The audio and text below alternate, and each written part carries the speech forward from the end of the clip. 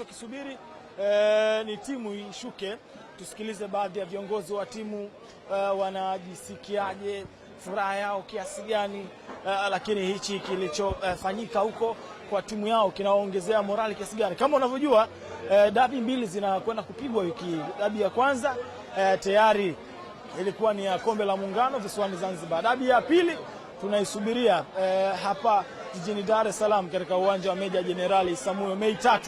Mambo yatakuaje?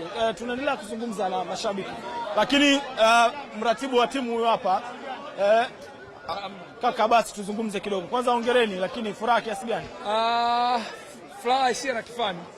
Furaha isiyo na kifani. Tunashukuru kwamba tumepata kile ambacho tuenda kutafuta, kwa sababu huko hamna chochote cha kufanya zaidi ya kupata hili kombe. Ilikuwa ni kombe la Muungano, kombe kubwa. Kama unavyofahamu, historia ya mashindano haya ni makubwa zaidi, na sisi kama Simba tumechukuliwa kwa ukubwa wake, na tunashukuru kwamba tumepata ambacho tulienda kuishirikisha. Kushinda kwenye dabi kama hii, ambapo wiki hii tena mna dabi nyingine, uwanja wenu wa kujidai Meja Jenerali Isamuhyo, inaongeza chachu kiasi gani? Unajua mechi ya Simba na Yanga haijawahi kuwa nyepesi. Haijawahi kuwa nyepesi, japo wenzetu walikuwa wanasema kwamba mechi hizi nyepesi sana kulingana, lakini jana tumeonyesha kwamba mechi hizi nyepesi. Sisi tunachokushukuru kwamba jana tumemaliza, na jana ameshakwisha. Tunaingia kambini kujiandaa kwa mchezo wa Jumapili. Haijaisha mpaka aishe. Mashabiki zenu waliokuja kuwasapoti mnawaambiaje, lakini kuelekea Mei 3 nayo ujumbe gani mnawafikishia? Tunawapenda sana kwa sababu wamekuwa na sisi wakati wote.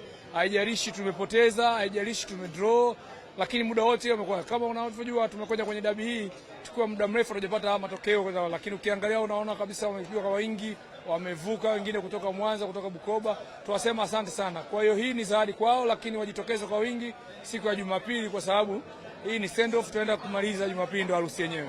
Tarajia nini?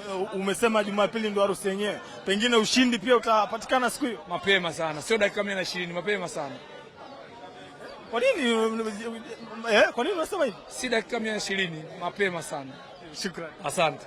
Ni Abasi huyo mratibu wa Simba Sports Club. Hapana shaka mweza kumsikia akieleza, anakuambia hiyo ni send off, Jumapili ndo harusi yenyewe.